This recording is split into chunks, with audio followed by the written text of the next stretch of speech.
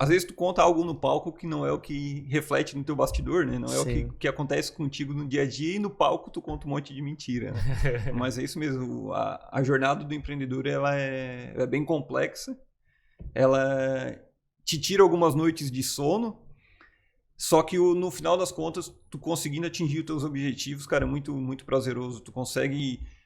ter uma motivação ainda maior para investir ainda mais, né, ou arriscar ainda mais.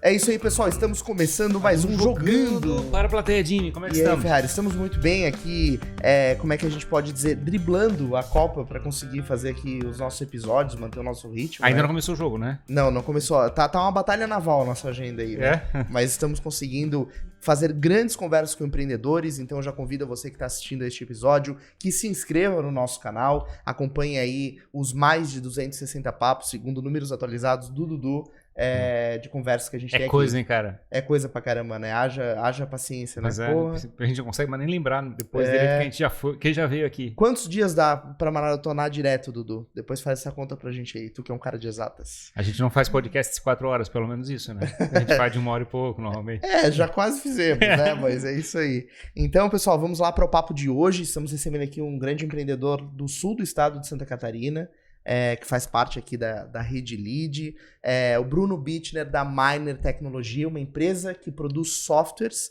para diversas áreas e principalmente para gestão empresarial. Certo, Ferrari? Show! Seja bem-vindo, Bruno. Opa, um prazer estar aqui com vocês, obrigado pelo convite, né? 260 pessoas diferentes, 260 histórias, né?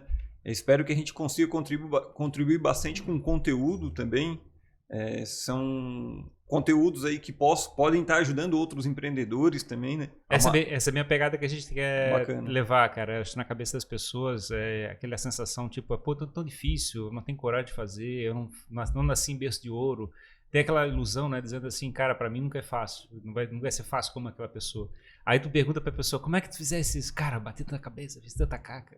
Não tem receita de bolo, mas é tão legal a jornada, é tão prazerosa a jornada de tu empreender mesmo não ter nascido em berço de ouro, que foi o meu caso também, ou também se ter nascido e tu conseguir fazer a empresa que tu herdou, ou o berço de ouro que tu herdou. Levar o legado adiante. Cara, né? se multiplicar é prazeroso demais. Exatamente, é tão importante quanto qualquer outra trajetória empreendedora, né? Exatamente. E é louco isso, porque na verdade aqui no Jogando pra Plateia a gente busca mostrar justamente os bastidores, né? E muitos empreendedores, como o Ferrari comentou, ficam sentindo que falta alguma coisa pra si. E no Instagram é muito palco, né? Tudo muito bonito, outras redes sociais. E no podcast a gente tem a oportunidade de também contar os perrengues, os desafios que fazem parte da vida de todo mundo, né? Exato. A gente veio falando sobre isso ainda no carro. Às vezes tu conta algo no palco que não é o que reflete no teu bastidor, né? Não é o que acontece contigo no dia a dia, e no palco tu conta um monte de mentira, né? Mas é isso mesmo, a jornada do empreendedor ela é bem complexa, ela te tira algumas noites de sono, só que no final das contas, tu conseguindo atingir os teus objetivos, cara, é muito, muito prazeroso, tu consegue... ter uma motivação ainda maior para investir ainda mais, né, ou arriscar ainda mais. Sente motivado a isso. Sente motivado. E de onde que tu é, Bruno? Tu nasceu em Criciúma mesmo? Cara, eu sou de Criciúma mesmo, só que eu só nasci em Criciúma e morei por toda a minha infância e adolescência numa cidade vizinha chamada Içara. E depois que eu casei e tal, sempre estudei em Criciúma e fui morar em Criciúma, e eu tô aí em Criciúma até hoje. E como é que começou a tua vida empreendedora? Cara, eu comecei de pequenininho, sendo um dos poucos, ou talvez o único naquela época, querer empreender na família, nem do lado do meu pai, nem do lado da minha mãe. E trabalhava numa serigrafia e por um dia um amigo falou, cara, tem nos classificados que tem uma serigrafia para vender, vamos comprar? Mas como, cara? Não temos dinheiro, tu não tem? Não, vamos negociar com o cara. Serigrafia é um equipamento... Serigrafia é estampar a camiseta. Tá. Estampar a camiseta. E o sonho teu era produzir camiseta? Não, meu sonho era empreender. Não sei, a camiseta era só meio. Cara, era o que eu sabia fazer naquele momento, mas eu queria empreender. O empreender para mim sempre foi linkado com o objetivo. Eu queria algo mais que só o empreender poderia me trazer, que era onde talvez trouxesse para mim um recurso financeiro mais rápido, né? Como colaborador talvez não me trouxesse isso. Compramos serigrafia, parcelamos algumas vezes no cheque, deu certo, só que começou a acabar a amizade. Era um momento que eu não tinha conhecimento de empresas. Vocês eram colegas de trabalho e amigos? A gente era amigos e se tornou colegas de trabalho. Ah, entendi. Então eram amigos antes. Exatamente. E a gente, cara, decidiu. Eu tô saindo fora, ele também decidiu. Você estava em colégio ou já estava? A gente já estava na faculdade. Faculdade? Já. Você tá fazendo 15 para 16, eu acho que tava começando a pensar em ir pra faculdade, é isso. É louco, né, cara? A sociedade é um casamento, né? A sociedade é um casamento. E hoje eu penso assim, cara, eu consigo fazer amizade num negócio. Mas eu, Bruno, tenho muita dificuldade de levar o meu amigo para o meu negócio. Existe casos que dá certo, na Miner tem casos que estão dando certo. O Luiz Eduardo, que trabalha no marketing, é um amigo de infância, nos acompanhou, tá aqui conosco. Sim, tá aqui no estúdio. E dá certo. Ele trabalha conosco na parte de marketing, tem dado certo, mas é algo que eu hoje priorizo por não fazer. Sim, tá? Eu te entendo. Eu já passei por experiência assim também e realmente é delicado, porque a sociedade tu vai ter que tomar decisões difíceis, vai ter que negociar, trocar coisas, né, entre... Exatamente. Tem uma grande diferença no casamento, que no casamento só tem que concordar. Né? Exato. É só dizer sim que funciona tudo. Exatamente. Acho que o desafio no caso de um funcionário que tem uma relação mais próxima, o funcionário, o sócio, é porque, na realidade, tu começa a misturar tudo, né? Tu não tem mais a distinção. Porque tu tem que ter um processo de cobrança, um processo de exigência que tem que ser executado.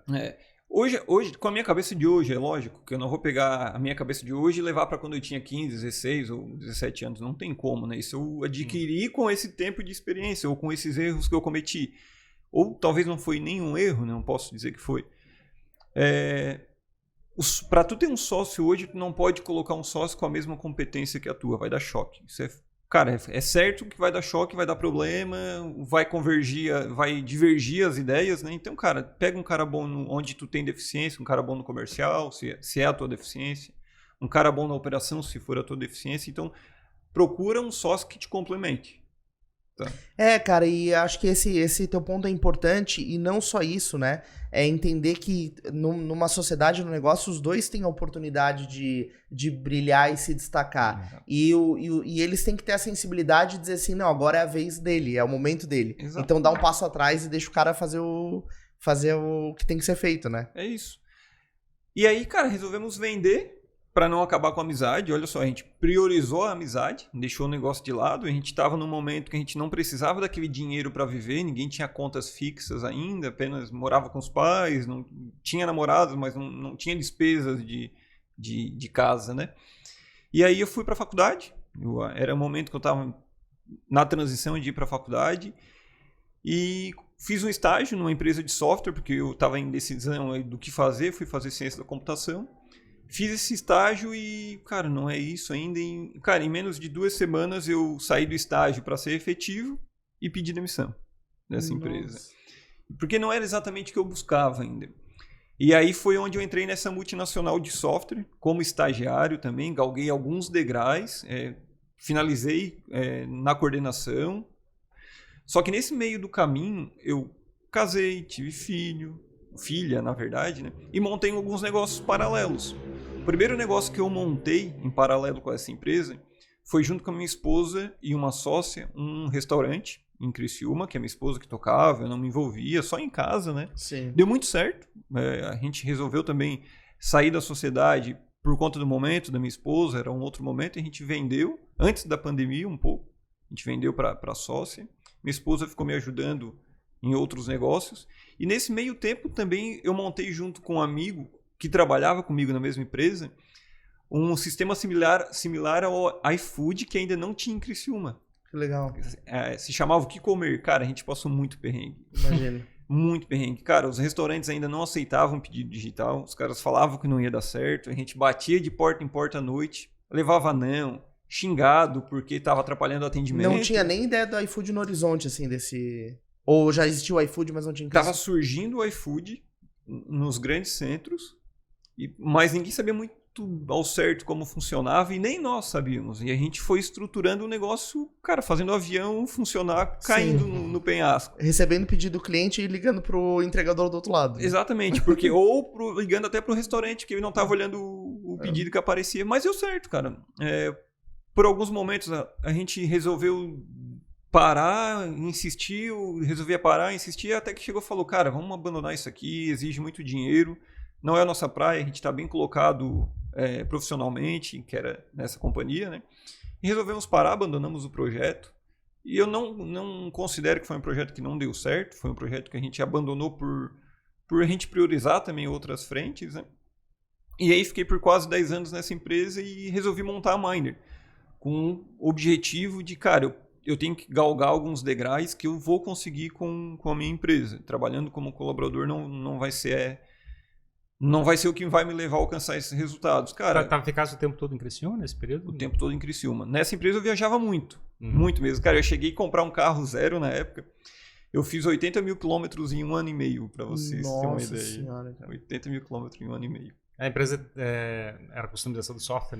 Era uma empresa de software para gestão de São Paulo. Uma das maiores, se eu não me engano, é a maior da América Latina e eu acho que hoje está como 5ª maior do mundo. E aí tu viajava o estado Estado. para fazer esses contatos? Para fazer implantação de software, gestão do projeto, acompanhamento. RP, até os últimos softwares mais recentes aí, eles eram muito customizados. A metade do software era literalmente software feito no cliente. Essa pegada, esse assunto é interessante. Esse assunto ele dá um outro conteúdo para podcast, né? Mas médias e grandes empresas, que é o segmento da Miner, que a gente vai chegar lá, elas têm muita necessidade de customizar o processo na gestão, porque ela tem as suas especificações, os seus detalhes no dia a dia, né? E não tem como tu pegar um software de caixinha e botar rodar lá. Nas empresas. Nas empresas. Dificilmente tu vai conseguir fazer isso. Então é ali que a gente entrava. Sim. É ali que a gente conseguia atuar colocando software para rodar. Acho que uma corporação, uma empresa grande, ela tem, é como se fosse um navio, né? Mesmo que tu queira botar uma metodologia melhor e coisa parecida, mexer naquilo é difícil. Exatamente, cara. É o que a gente fazia, é o que a gente faz na Miner também, em alguns pontos, né? E é dessa forma que a gente conseguia botar as empresas para funcionar. Cara, o software de caixinha a gente nunca conseguiu fazer dar certo. Ah, não, eu vou comprar esse aqui porque é o melhor, mas eu não vou customizar nada. Não funcionava, cara. Sim, sim. Não funcionava. E ao mesmo tempo isso gera uma complexidade ali pra entrega absurda, né? Acho que trocar o software do computador é fácil, né? Tu bota um CD, faz download na internet, tu troca. Mas aí tu tem 300 funcionários lá trabalhando com uma cabeça diferente. Como é que tu troca o software de cada um deles assim na cabeça? Daí tu fala de adaptabilidade, né? Ah, não, faz o cara se adaptar no software. Mas, cara, a tua empresa tem especificação, a tua empresa faz algumas coisas diferentes das outras. Claro. Então, tu precisa também mudar o teu software para te atender. A Miner, que não é uma empresa de bilhões, né? A gente tem que adaptar o software. A gente tem que adaptar a nossa realidade. A gente tem alguns diferenciais do mercado que faz com que a gente precise se adaptar em questão de software, fazer integrações, puxar informações para montar uma análise de dados. Então, tudo isso faz o consultor ter o cargo dele. Eu percebi na tua trajetória, Bruno, te escutando falar que você sempre, apesar de estar trabalhando numa empresa, estar colocado profissionalmente no mercado dessa maneira, sempre teve vontade de ter outros negócios, assim, né? É isso aí. Então, esse negócio ficava te incomodando, assim. Tu queria um projeto para se dedicar, alguma coisa para fazer e... Queria se incomodar, né? Queria estar procurando sarna para se coçar. Cara, eu gosto de empreender. Por isso que eu falei, porque tu amava serigrafia? Não, porque eu queria empreender. Uhum. Eu acho que eu sou muito mais empreendedor do que um cara ficcionado por tecnologia, ou por serigrafia, ou por restaurante, que hoje ainda a gente tem restaurante. Legal. Minha esposa tem um restaurante. Então, aquele mesmo restaurante? Não, é um outro restaurante com uma pegada um pouco diferente, que está crescendo, é novo, mas está crescendo já há pouco tempo. Mas a minha pegada é empreender, cara. Eu gosto de fazer a operação funcionar. Gosto de fazer o negócio rodar. O que é que faz a gente virar empreendedor, né? Buscar esse tipo de coisa? Eu acho muito curioso, porque parece que a gente quer sarna para se coçar, como a gente está falando aqui, né? Parece que quer se incomodar. Mas ao mesmo tempo a gente também está buscando uma transformação de mundo, né? Quer chegar a impactar o mundo de alguma maneira, não sei. Pode ser. Se é só dinheiro, cara. Eu acho que o dinheiro pode ser no começo. Como eu falei, montar uma empresa para me atingir em alguns objetivos. Ter um carro talvez melhor, ter uma casa boa, dar uma vida de viagens e tal. Então, não que como colaborador tu não consiga, mas como empresário, dono de uma empresa, alguns resultados desse vêm um pouco mais rápido, sabe? Mais rápido é difícil, né? Depende do segmento de empresa, né? Pode vir mais forte, mas acho que pelo menos uns 5 anos tu vai passar põe em água muitas vezes. Pode ser, pode ser. Só que no final das contas, cara, o desafio é o que te move muito mais. Pois esse é o ponto que eu queria chamar. É o desafio, tu resolver um problema para alguém. Isso é muito mais motivador, sabe? Tu pegar uma empresa, talvez, que está com uma situação financeira difícil e tu conseguir resolver isso com meio de software. Conseguir mostrar os números onde estão errados com meio de software para ele. Eu vejo, por isso que eu falo da questão, parece que tu queres transformar o mundo, né? Tipo assim, tem um problema no mundo e tu quer chegar e resolver ele. Quer chegar e fazer esse impacto.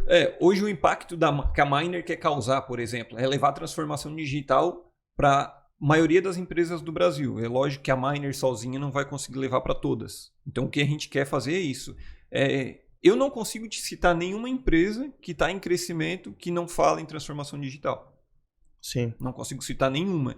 Todas. Educação, banco principalmente. Cara, o banco está investindo muito em transformação digital. E quando eu falo de transformação digital, não é só construir um software, cara. É usar um software pronto para melhorar algum setor.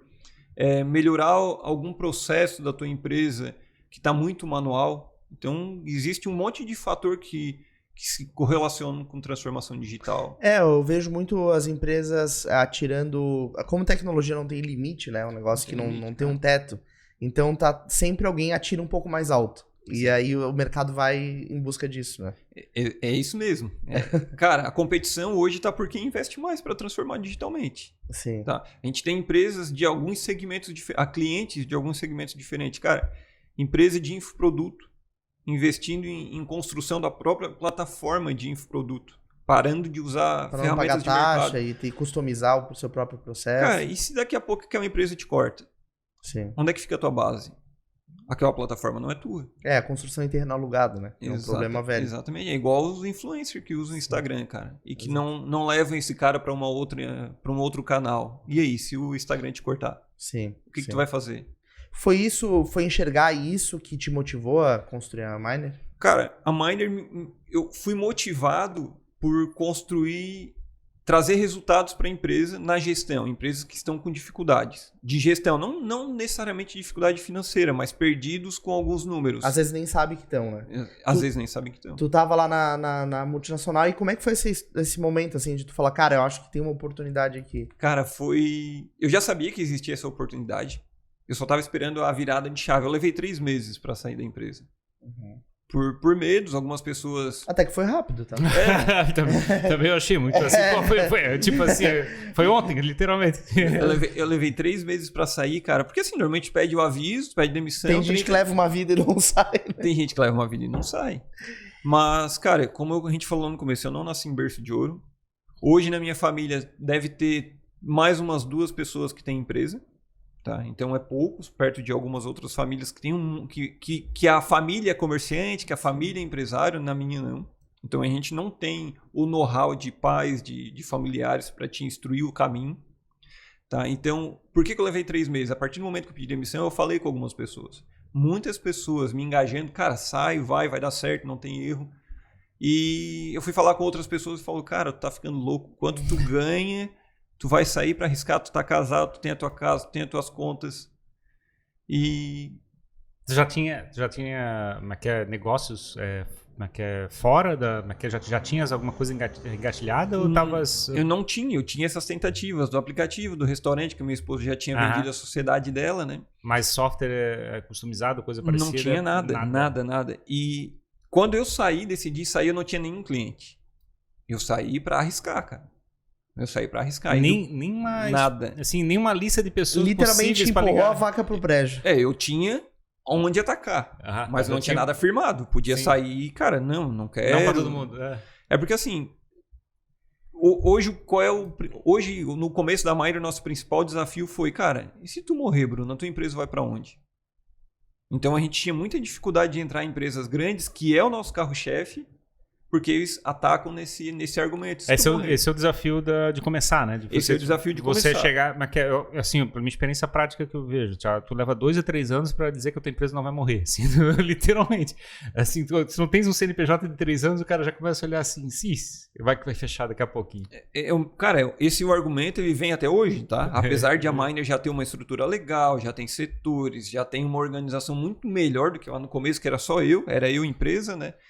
E, cara, no primeiro dia que eu saí, que eu comecei a ligar para alguns possíveis clientes, as portas começaram a se abrir. Mas o meu primeiro dia de atendimento num cliente, cara, o que eu vou fazer? Eu não tenho um suporte, eu não tenho ninguém para recorrer, E tu estava acostumado com toda uma infraestrutura. Eu estava acostumado com tudo isso. Eu tinha que recorrer. Talvez eu nem recorria. Mas se eu quisesse, eu tinha. Tava fazendo essa empreitada sozinho. Sozinho, cara. Esse eu acho que é o outro desafio de você chegar a montar um negócio onde você não tem parceiro para chegar te levar, né? Te jogar junto, né? Exato. Pra botar pra cima. Te jogar pra plateia. Jogar pra cima. Fazendo... Não, porque na realidade, o cara, eu acho que o primeiro ponto que você chegar a empreender é você conseguir manter o teu estado emocional em pé, assim, né? Você ficar em pé naquele negócio. Então, eu consigo agradecer bastante minha esposa por isso. De conseguir manter o meu estado emocional em pé. Tá? E isso aí é o mais difícil, cara. Tu passa por muito desafio. Eu montei a Miner antes da pandemia. Foi fevereiro de 2017. Caminhei o primeiro ano bem. No primeiro ano já contratei funcionário, alugamos salas. E a gente foi crescendo, tendo um crescimento bacana. Quando veio a pandemia, cara, a gente tava num nível de, cara, vamos investir porque o negócio tá dando certo. E veio a pandemia, cara, o que a gente vai fazer agora? Sim. Aí meu estado emocional pra baixo, cara. Imagina. Não tem como. Mas eu sempre tive minha esposa muito próxima quanto a isso, cara.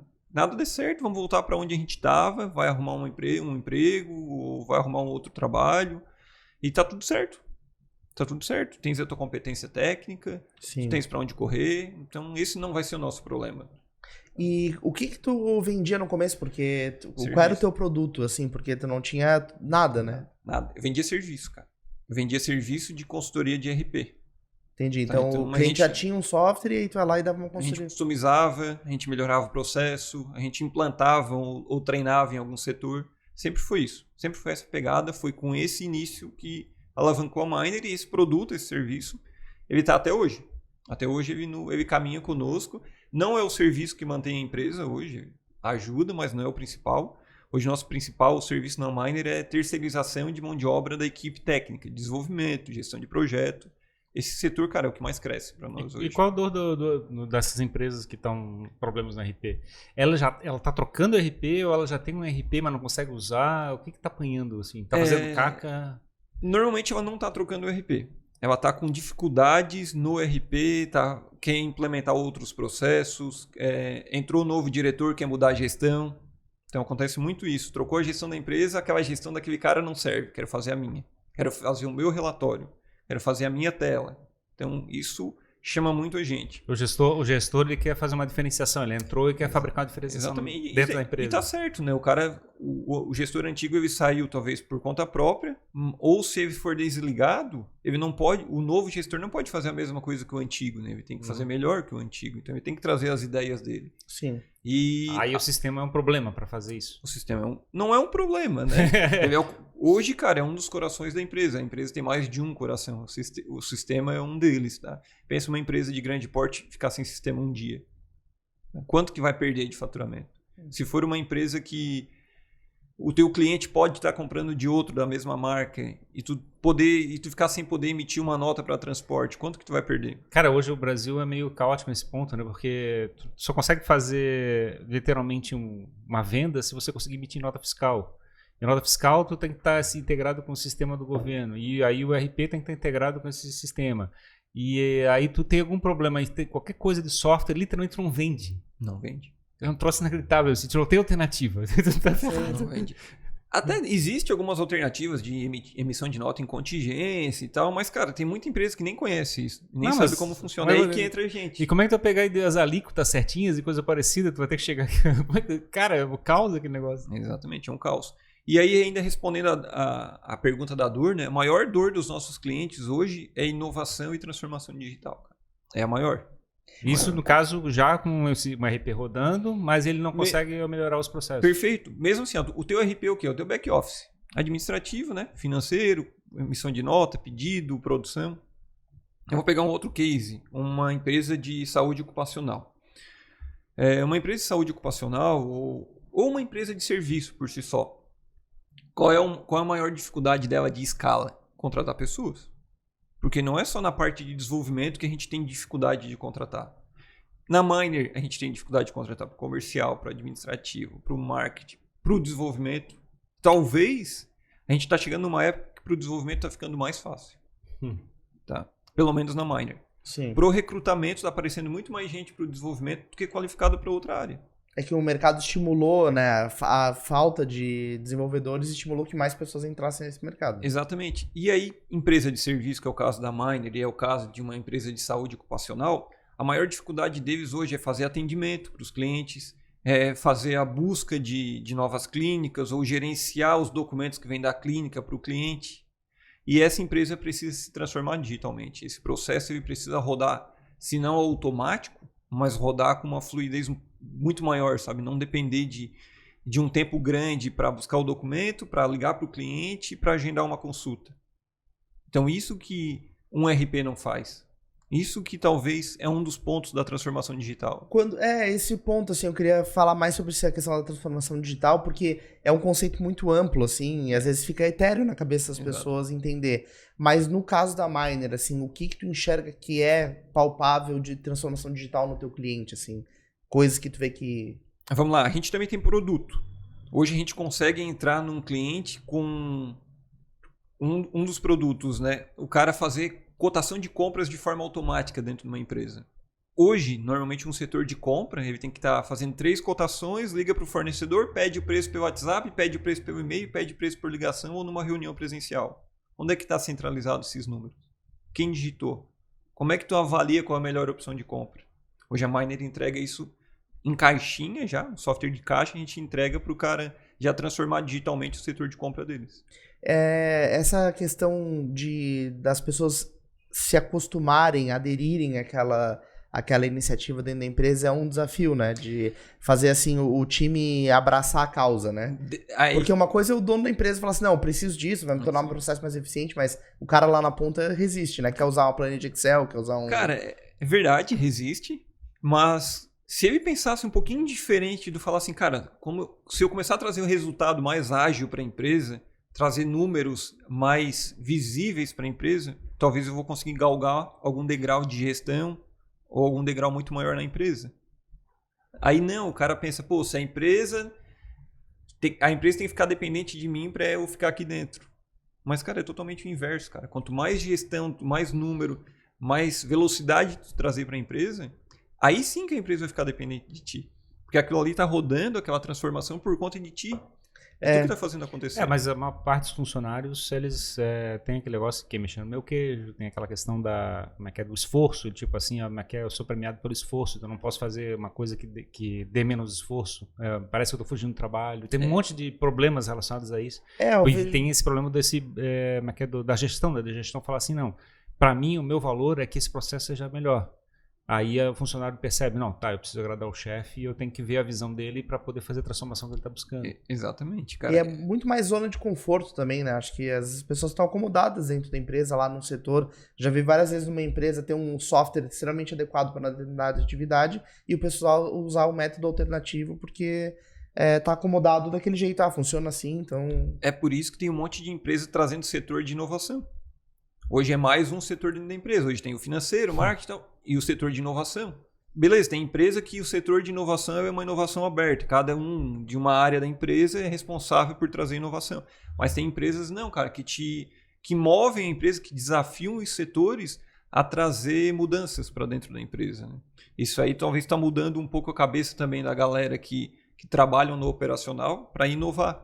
Talvez eles recompensam até com bonificação para ele estar inovando dentro da empresa. Mas é um desafio fazer isso, né? Mas é caro fazer isso. Às vezes, corre o risco de você fabricar uma área de inovação, né?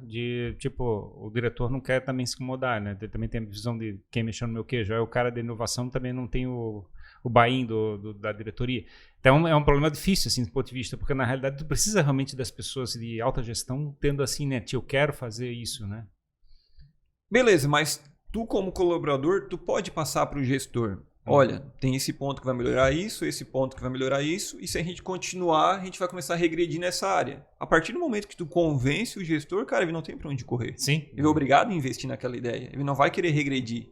Então é esse gatilho que faz a empresa talvez se transformar digitalmente. Queria fazer outro ponto. Eu passei experiência de instalar RP e tudo, mas eu vejo o RP muito voltado para ser um cartório, ser um repositório de informação. Eu não vejo eu vejo poucos softwares de RP com um enfoque de workflow, né, de gerenciamento de fluxo de trabalho, que eu acho que é um pouco da gestão que tu estás falando, por exemplo, de chegar e controlar os trabalhos. Como é que tá vendo esse lado, assim, tipo, que é entre o workflow e esse repositório de informação? Eu concordo com o que tu está falando. O RP hoje ele faz a questão central da operação da empresa, que é faturamento, financeiro, o controle da gestão de pessoas, né? Existe software satélite, vamos falar assim, que se integram com essas ferramentas, que aí sim, um BI, que é para trazer a análise dos dados, um software lá para o teleatendimento, um outro software de CRM para o comercial, um outro software aqui para apontamento de produção, que daí se conectam com esse RP, que é onde está o teu cofre de dados, né? Onde estão as tuas informações. E é basicamente onde entra a Miner. A gente, apesar de a gente dar consultoria nesse software central, a gente busca criar outros softwares ou pegar software que a gente tem pronto para se conectar com ele e acelerar o processo. Muito dessa transformação digital é exatamente construir um fluxo de trabalho que seja mais inteligente, né? Perfeito. Se tu quiser transformar o termo transformação digital para isso, cara, esse é um baita de um resumo. Hoje, qual é o principal... Você falou, né, que a consultoria é algo que vocês fazem, mas não é o principal trabalho hoje da Miner. Mas o que o cliente mais compra de vocês, assim? Montagem de time. Para montar um time para atender ele full time. Esse é o squad que tá falando? Esse é o squad. Aí você tem... Esse time tá dentro da Miner e atende exclusivamente aquele cliente. Esse time ele pode estar remoto em governança do cliente, ou ele também pode estar remoto em governança da Miner, e a Miner está gerenciando as atividades. Aí é a responsabilidade da entrega, não é? A responsabilidade da entrega. A gente está nas nossas propostas, ou nós sermos responsáveis, ou o cliente ser responsável. E também existem os atendimentos presenciais na empresa, que está cada vez mais escasso. Né? Entendi. Até a própria empresa já não tem mais funcionário lá. Eu acredito que vai voltar uma parte. Para mim é independente, tá? Para mim, a partir do momento que eu consigo gerir as pessoas de uma forma boa, que está bom para ambos os lados e os resultados estão aparecendo, para mim, cara, é totalmente independente de se a pessoa vai estar remota ou presencial. Mas com essa pegada que está vindo agora de que as empresas estão parando de investir em tecnologia tanto quanto investia na pandemia, por exemplo, a Amazon está demitindo um monte de gente, mas não é porque não estão mais... que está dando uma crise na Amazon, por exemplo. É porque, cara, os caras fizeram um time grande porque tinha muito processo que precisava customizar rapidamente, porque a pandemia exigia isso, e agora eles não precisam mais da mesma velocidade. Sim.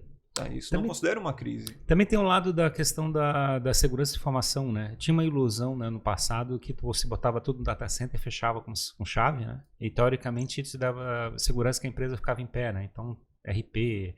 repositório de banco de dados ou coisa parecida, ficava tudo dentro de uma sala fechada e tu não conseguia acesso, né? Tinha uma área de fronteira, né? Que era para proteção da informação. Então tu não conseguia fazer nada remotamente, né? Tu não tinha nada pela internet, tu tinha que chegar e sempre ir locar fisicamente no data center para poder fazer intervenção. Também, mas eu não sei, imagino que isso deve estar caindo pra caramba, né? Mas o principal motivo não era nem só por conta da segurança, tá? É por conta também da velocidade da internet que a gente tinha na época. Sim. Há 5 anos atrás, não tinha uma internet boa o suficiente para trabalhar de casa. E hoje essa realidade é outra, né? Tu falou uma questão interessante ali da questão de ter pessoas trabalhando no teu time e talvez desenvolvedores ser o menor problema hoje, né? De encontrar gente. A gente ouve muitos empresários falarem, né? Essa questão do trabalho remoto permitiu que um desenvolvedor trabalhe de qualquer lugar do mundo para qualquer lugar do mundo. Então tem muita gente buscando uma renda em dólar, em euro, vivendo no Brasil. Como é que tu lida com isso, assim? Como é que tu enxerga? Como é que tu tá sentindo isso na pele? De conseguir construir uma oferta atrativa, assim, sexy pro desenvolvedor. Bacana. Aí que tá. Eu consigo encontrar desenvolvedor desde que eu pague o preço. Sim. Desde que eu pague o preço. Só que eu já não consigo encontrar para outras áreas. Eu não consigo encontrar nem a pessoa capacitada para outra área. Para o desenvolvimento eu encontro a pessoa capacitada. Entendi. Só que ele é caro. Só que ele é caro. A gente pegou um cara agora, um pessoal para recrutamento.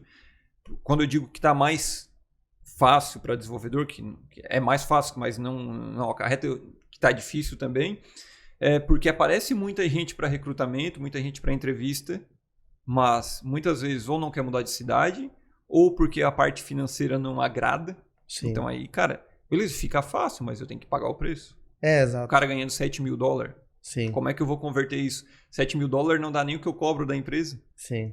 Não tem como sobrar. É inviável. É inviável, totalmente inviável, tá? É claro que é um ou outro que trabalha para fora. E, cara, tem uma pegada que já nos incomodou bastante. Hoje a gente está conseguindo filtrar, que é o cara trabalhar remoto e trabalhar em 2 empresas ao mesmo tempo. Sim. Cara, é absurdo. É absurdo. A gente já teve que desligar as pessoas por conta disso aí. Porque não dava o resultado que a gente queria. E provavelmente também não entregava para outra empresa. Né? Mas ele tinha 3 salários, teoricamente, que podia perder um, teria problema para ele. É mais ou menos isso. E o que acontecia? Às vezes não participava de uma call, ou participava, ficava no mudo, e aí quando ia falar estava fora do contexto. Entendi. Entendeu, cara? Teve um caso engraçado que eu lembro dele na internet de um americano que trabalhava numa empresa e ele contratou 2 indianos para fazer o trabalho dele, literalmente. Você soubesse essa história? Eu não soube, mas, bom, terceirizou, né? Terceirizou literalmente o trabalho dele. Tinha 2 indianos, quer dizer, ele fez uma entrega melhor do que ele sozinho. Dizendo assim. Subcontratou os caras. O cara é um empreendedor. O cara pode montar uma empresa, mano. Exato. Mas é loucura, né? Porque na realidade o mundo ele teve vários paradigmas quebrados e aí esse tipo de coisa começa a acontecer, né? Exatamente. Então, um diferencial da Miner é esse. A gente tentar passar para o cliente a qualidade de entrega com atendimento remoto. Esse é um grande diferencial que a gente consegue passar também. Então, a gente consegue fazer essa qualidade de entrega com atendimento remoto. É claro que para isso gera um custo alto. Custo de gestor de projeto, o custo de um PO, de um cara para ser o cara do produto, para entender quais são as necessidades do cliente. Exige que tenha um analista indo lá buscar as informações e trazendo para dentro de casa. E quando é um programador que atende presencial, ali mesmo ele já entende, ali mesmo ele já faz, se tornava mais barato para a gente. O PO é o cara que cuida do projeto e faz interface com o cliente? O PO é o cara que cuida das atividades do projeto. Mas quem cuida do projeto é o gestor.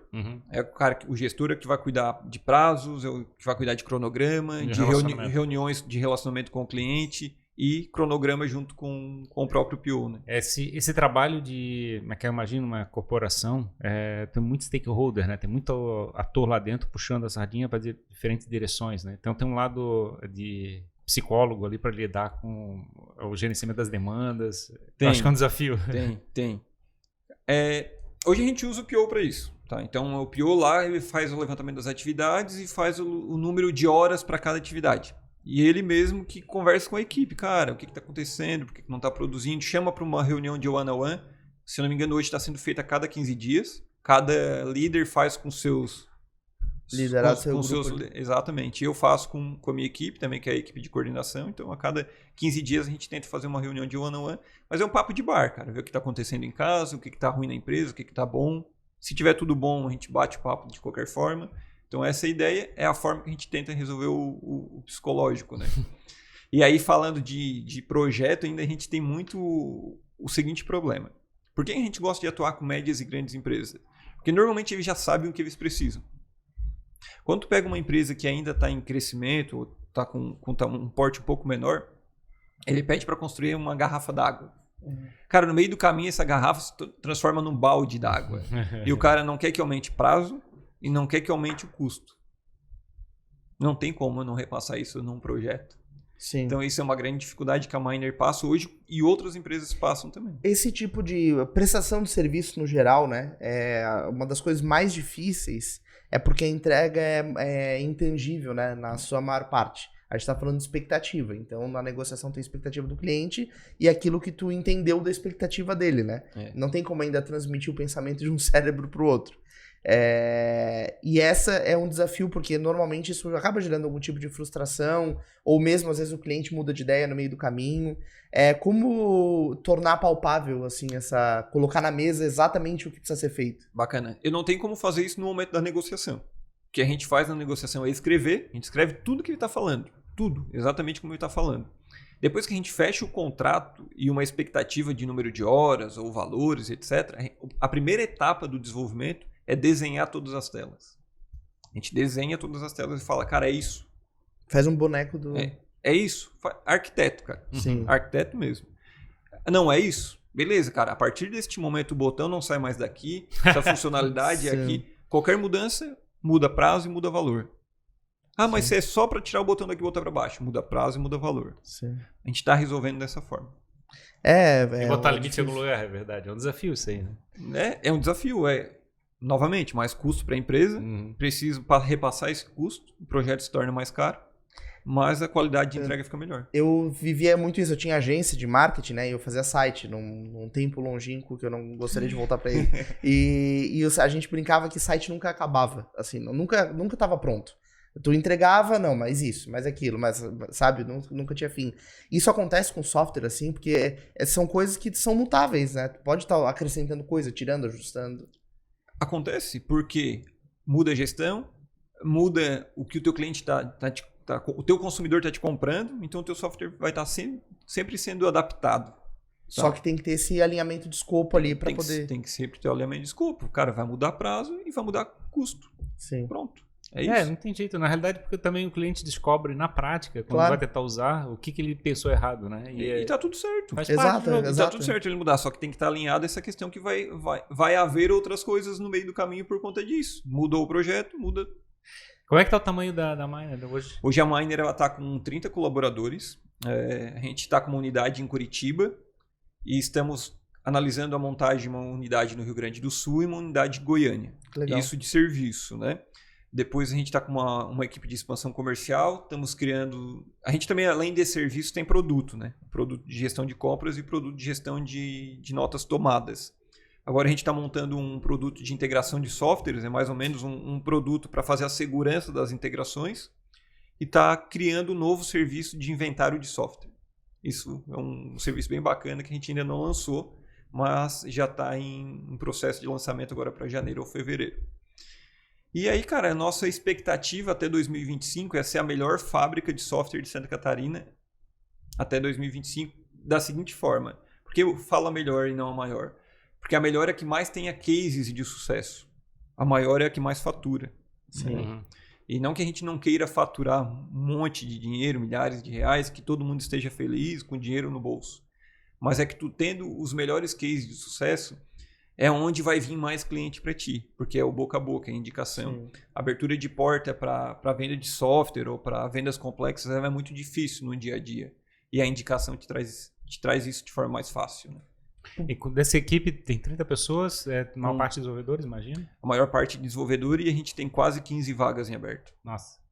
E desse pessoal ali, tem praticamente todos eles voltados para fazer os desenvolvimentos customizados para os clientes. A gente tem a equipe de produto, que atende o nosso produto, a gente tem a equipe de suporte, administrativo, marketing, tem a equipe de rua, né, que eu chamo do squad, que atende o atendimento direto ao cliente. Depois tem a equipe de fábrica de software, que faz o desenvolvimento sobre demanda, que é só dentro de casa, que não tem relacionamento com o cliente, né? E tem a equipe de consultoria de RP também. A nossa expectativa é terminar 2023 com 100 pessoas, ou mais de 100 pessoas. Por que esse número? Como é que eu cheguei nesse número? A gente tem um pipeline de vendas que a gente tem alcançado a cada mês. E com esse pipeline a gente tem uma estimativa dos números de vagas que vão crescendo ao longo dos meses. Né? E com esse pipeline, na verdade, o número chega a 150. Mas a nossa meta é passar de 100. Legal. É engraçado como uma empresa ela começa a fabricar história, fabricar boca a boca, e ela começa a ter um potencial de crescimento, né? A gente falou no começo, né, de dificuldade de fazer uma venda porque a empresa não tem história, começa a fabricar história, a percepção do mercado é diferente. Cara, eu estava negociando numa empresa no começo da pandemia, o nosso software de compras, e naquela época não tinha nenhum coordenador dentro da empresa. E aí a diretora, foi a primeira pergunta que ela fez. Se acontecer alguma fatalidade contigo, o que acontece com o meu software de compras amanhã? Cara, transparência total.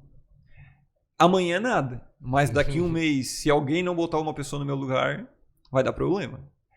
Mas, cara, hoje, dentro da Miner, o Bruno faz muito falta. Se acontecer uma fatalidade comigo ou com uma pessoa estratégica dentro da empresa, precisa ser rapidamente reposta uma outra pessoa no lugar. Mas ela não vai ter nenhum problema grave a curto prazo. Talvez tenha algumas informações que estão na minha cabeça, que hoje eu tento documentar o mais possível, mas eu consigo ser substituído e talvez não interferir o atendimento para os clientes. Esse é o grande desafio, né? Esse é o grande desafio e toda empresa deveria caminhar para isso. Pensar em ser substituído, cara, e ser uma pessoa que tu possa... que outra pessoa tenha as tuas informações. O Bruno estava fazendo isso, estava fazendo aquilo, então isso precisa sair da tua cabeça. Tem que parar de ser uma pessoa centralizadora. Eu sou uma pessoa técnica, né? Eu vim da parte técnica. Eu nunca fui um cara comercial, nunca fui um cara para falar em público. Só que no meio do caminho fui obrigado a me transformar. Cara, eu já dei palestras, já falei para estudante. Tá fazendo podcast? Estou fazendo podcast, que é difícil, talvez é mais difícil do que tu falar para 1000 pessoas, porque tu tá falando para 2 aqui e tem câmeras te gravando, né? Não é difícil nada, a gente divertido. No dia a dia tu vai criando, o hábito vai ficando mais simples, né? 260 já. E aí, cara, eu fui criando essa personalidade de, cara, eu preciso ser mais gestor e menos técnico. Preciso descentralizar mais a Miner. Cara, essa transformação é muito louca e legal, né? O empreendedor às vezes resiste a se transformar.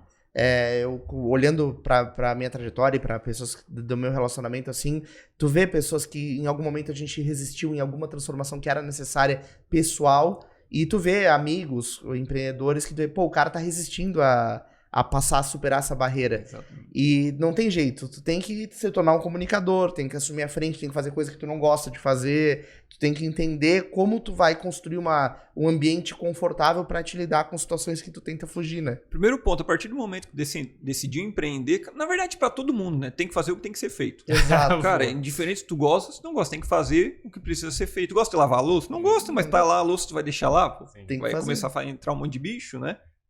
Mas é difícil também, tem esse lado. Porque É difícil delegar. Mas também aí começa a questionar, tipo, esse é um trabalho pra mim ou eu tenho que chegar e botar uma pessoa pra fazer isso? Tipo, a louça tá suja, perfeito, já tem um funcionário aqui. Esse é meu trabalho ou o trabalho dele? Não, meu trabalho é mais nobre, então, mas eu tenho que valorizar mais meu tempo, eu tenho que chegar e pedir pra ele fazer essa lavação de louça. Então tem que fazer toda uma inteligência. Só que às vezes demora né? mais fazer ele lavar essa louça que tu mesmo lavar. E aí tu tem que... Cara, é bacana isso que vocês estão falando, porque eu tive uma reunião, um café com um cara, um grande empresário lá de Criciúma, e ele falou um ponto pra mim, Bruno, quando eu assumi a empresa, eu tinha muita dificuldade de os diretores estar sempre em cima de mim, me pedindo o direcionamento. E um belo dia, eu decidi falar, o que tu faria? Eu faria isso. Então, resolve. Mas eu não disse pro cara se estava certo ou se estava errado. Eu falei, pô, cara, mas daí, se estava errado, tu ia perder dinheiro. Às vezes é necessário. Tu perder dinheiro pro cara entender que ele tem que assumir a responsabilidade. Ele tem que assumir se der errado, assumir o erro. Então, o cara tá no cargo de diretor e de coordenador, ele tem que assumir o próprio erro, cara. Ele tem que bater no peito e falar, deixa comigo que eu vou resolver. Se der algum problema, depois eu olho. Tem um troço engraçado, eu pego no pé do pessoal quando eu converso sobre isso. O gestor gere e o diretor dirige. Então a gente espera que o diretor dirija, a gente espera que o gestor gere. Tipo assim, parece básico, mas às vezes não acontece muitas vezes. Vou trocar para os termos atuais, né? O CEO tem que cuidar da empresa da porta para fora. Tá? Isso que é o difícil de fazer quando tu vem de uma área técnica como eu. Delegar é muito difícil. É exatamente como tu falou. Pô, é mais rápido eu ir lá e lavar a louça do que eu pedir pro cara lavar. E talvez eu vou fazer bem também. Só que isso no longo prazo... Cara, tu não vai conseguir lavar a louça, limpar o chão, arrumar a cama, mandar o carro pra lavar. Mas acho que isso não é o principal problema. O principal problema é o seguinte, tu não vai pedir aquele funcionário para tomar as decisões do CEO. Entendeu? Tipo assim, ele não vai fazer esse trabalho. Mas ele precisa tomar as decisões técnicas de operação. Não, mas o ponto que eu quero dizer é o seguinte, é que teu tempo é para ser gasto nas ações que tu precisa fazer como CEO. Se tu chegar e começar a lavar a louça, porque é mais fácil fazer lavar a louça, você começa a decidir, começar a premiar o esforço e não premiar o resultado. Você começa a deixar largar as coisas e tem que tomar decisão. Que pode acontecer, né? Tipo assim, é muito mais gostoso fazer uma coisa que tu tá tranquilo do que fazer uma coisa difícil que eu tomar uma decisão difícil lá pra empresa. Exato. O meu medo foi sempre o seguinte, cara, se eu parar de atender o cliente aqui no operacional, no suporte, na parte técnica, qual vai ser a qualidade que eu vou entregar para o cliente? Será que vai ser melhor ou pior? Eu sempre contrato uma pessoa que para aquela área seja muito melhor do que eu. No começo da empresa, o meu maior erro nas contratações, cara, foi contratar pessoas baratas. Tá? Porque elas não faziam melhor que eu e às vezes nem faziam o que tinha que fazer. Então, cara, foi onde eu comecei a falar, pô, não vou conseguir delegar. Foi onde eu demorei muito para delegar. Hoje eu consigo vir aqui e gravar um podcast. Há algum tempo atrás eu não conseguia tirar esse tempo pra mim. Cara, uma vez eu fiz um período de consultoria ali, de treinamento com um gestor, ex-coronel do Exército.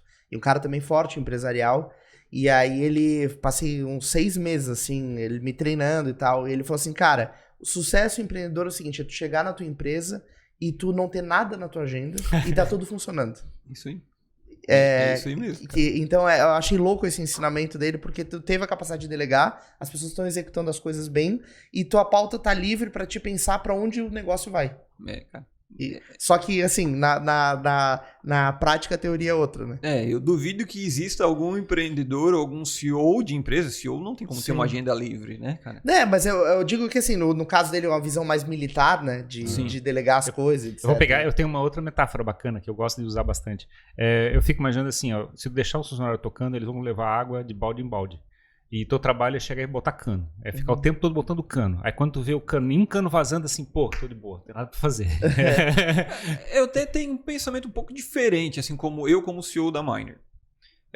Eu quero que os meus líderes que botam em cano. Eu não quero que eu esteja à frente da solução. Eu até prefiro até comentei hoje na vinda pra cá. Não queres nem ver o cano se tá vazando não. Porque o que eu comentei hoje, por exemplo, daqui a pouco vocês são líderes lá da empresa, o gestor, o que for. O que acontece? Se tu tá numa reunião com o teu colaborador, com o teu liderado, e tu fala assim, pô, isso aqui eu tenho que ver com o Bruno. Tu tá perdendo a tua autoridade. Porque o teu colaborador vem e fala direto comigo, se é pra tu vir falar comigo. Eu encurto esse caminho. Então, cara, tu tem que ser o cara que dá a solução. Tu pode até vir perguntar pra mim, ô Bruno, vamos botar um cano lá? Mas tu vem me dar a ideia. E não fala pro teu liderado que tu vai falar comigo. Entendeu? Mas traz a responsabilidade pra si. A autoridade para ti, não perca ela como liderado. Então eu como líder, eu gosto de cada vez mais da carta branca. É difícil, é muito difícil. Eu confesso que eu não cheguei ainda nesse cenário 100%. Eu quero muito isso. É porque no fim, como gestor geral, como CEO, tu acaba pagando o preço de tretas geradas pela carta branca que tu deu. Porque no frigir dos ovos, a decisão vai cair no colo do CEO. Vai cair. Num certo extremo, isso chega. Num certo extremo, isso chega, isso aí. Mas eu prefiro cuidar muito mais da porta para fora, que é como expandir a empresa, Sim. abrir novas unidades, participar de um evento mostrando a empresa para o mercado, levando o meu time comercial, participando de estratégia de marketing. Hoje eu prefiro muito mais isso do que estar na operação. Aí cai naquele eixo da comunicação, do marketing, do lado de chegar e atingir a sociedade, né? Mostrar como você está transformando o mundo. Ser o porta-voz do que tá fazendo. Ser o porta-voz. Eu acho que é um outro desafio, né? Tu falasse que o teu perfil é perfil mais técnico, então provavelmente estavas mais voltado para resolver a parte do produto e não a parte de mercado. Só que esse meu perfil técnico, eu venho mudando ele, né? Venho me capacitando para ser uma pessoa comunicativa, para ser uma pessoa mais comercial.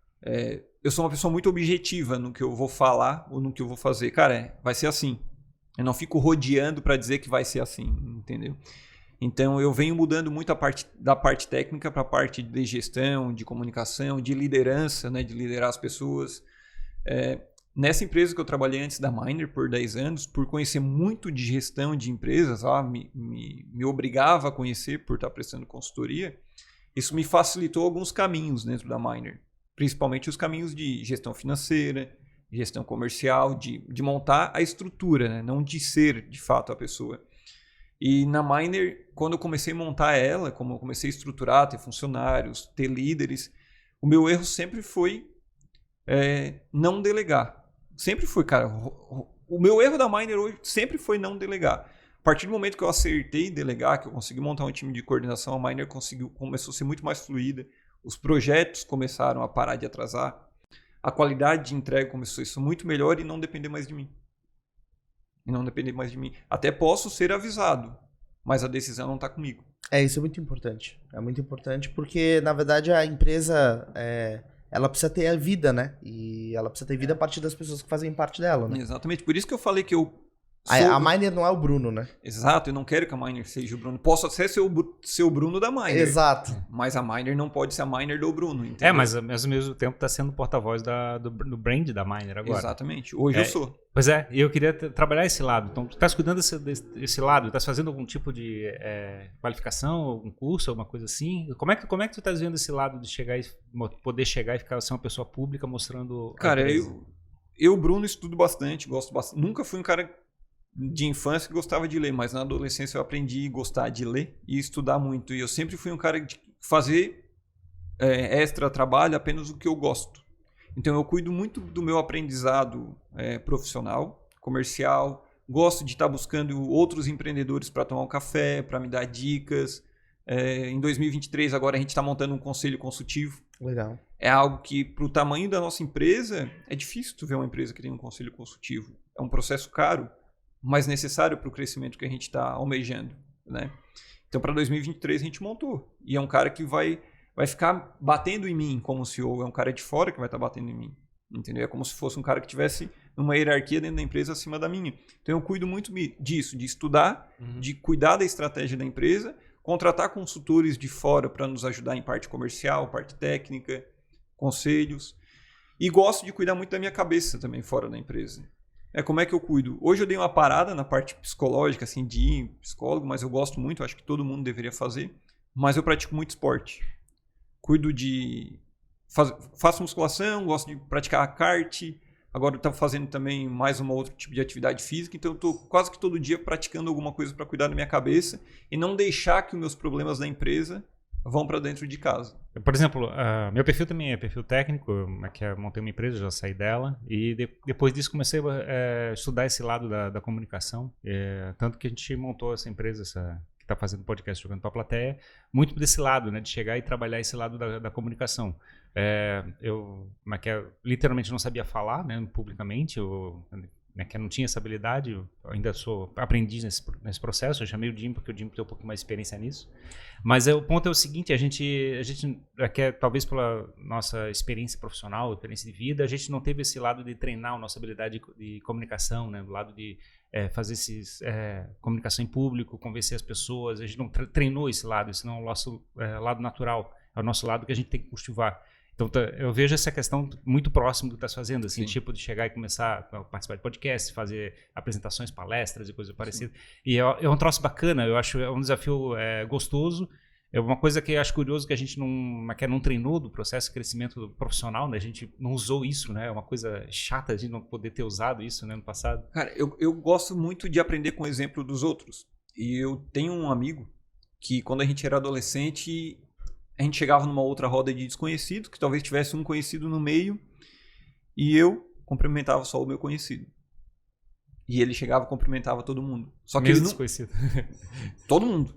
E ele nunca me cobrou disso. Bruno, cara, cumprimentar só o cara e tal.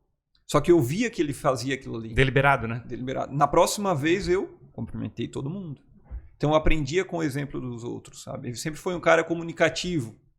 Então, vou ter que chegar lá conversando também, dar boa tarde para todo mundo. Então eu fui aprendendo com os exemplos dele, de outras pessoas, com vídeos, com conteúdos de livro. A primeira palestra que eu fiz, eu ainda trabalhava na outra empresa, fui fazer uma palestra numa faculdade para aproximadamente 50 pessoas. Eu acho que tinha o curso de software e tinha o curso de engenharia de produção também.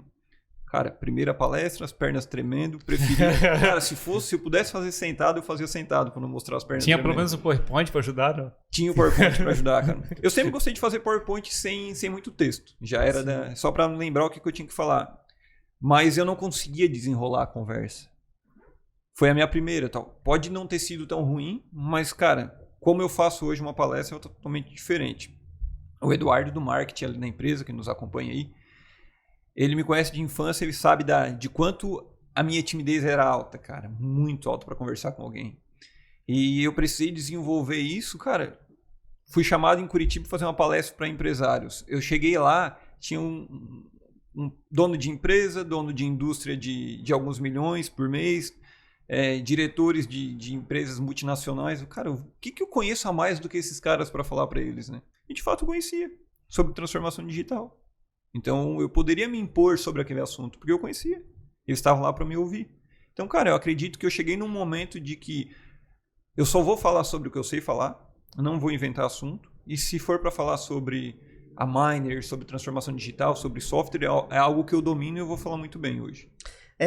Cara, isso é fantástico, assim, é maravilhoso, porque o negócio tá muito pautado em conexão. Não tem como tu transformar e criar uma empresa sem se conectar com outras pessoas. Exatamente. E quando tu guarda a tua essência pra ti mesmo, né? Tu se fecha, tu joga essa oportunidade que é essencial fora. Tu tá todo dia desperdiçando.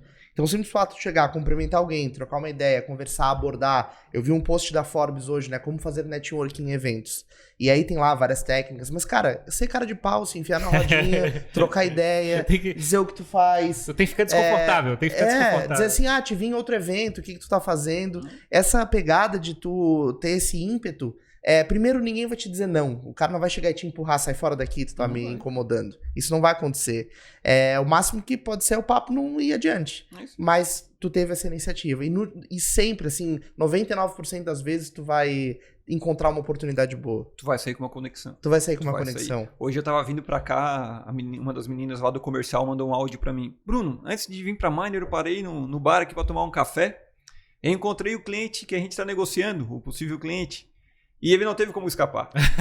Sentei do lado dele, tomei o café do lado dele, comecei a conversar, puxei assunto e, cara, desenrolou a conversa e vai rolar alguma coisa. Legal. Olha só, cara, network. Exatamente. Encontrou o cara no café, já sentou do lado dele. É isso. Cara de pau. Tem que ser cara de pau. Não pode ser chato. Exato, não pode ser abusivo, né? Tem que saber medir o uso do networking. Exatamente. Mas tem que ter essa predisposição a se jogar. É que eu não sei, talvez a internet tenha dado essa ilusão de que a gente vai conseguir fazer todos os nossos relacionamentos sem interação humana, né? Tipo, a gente tem uma certa ilusão de que isso é verdade. Eu acho que isso é um pouco de ilusão também. Vai ser difícil. Mas tu pode ver, os adolescentes, né? Os mais jovens hoje, a gente tá velho, né? Eles estão cada vez mais com dificuldade de se relacionar ou de manter muito tempo com uma mesma pessoa.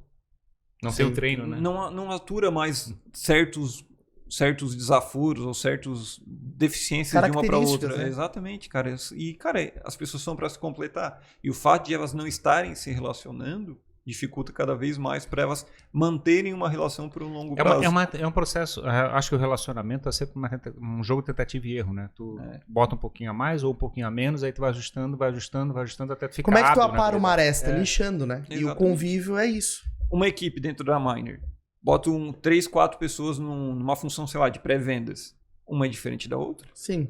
Bruno, eles vão se matar nos primeiros 6 meses, depois... Tem que chamar e ir adaptando. Vão dar um jeito de conviver e vai funcionar. Vai ter que funcionar, cara.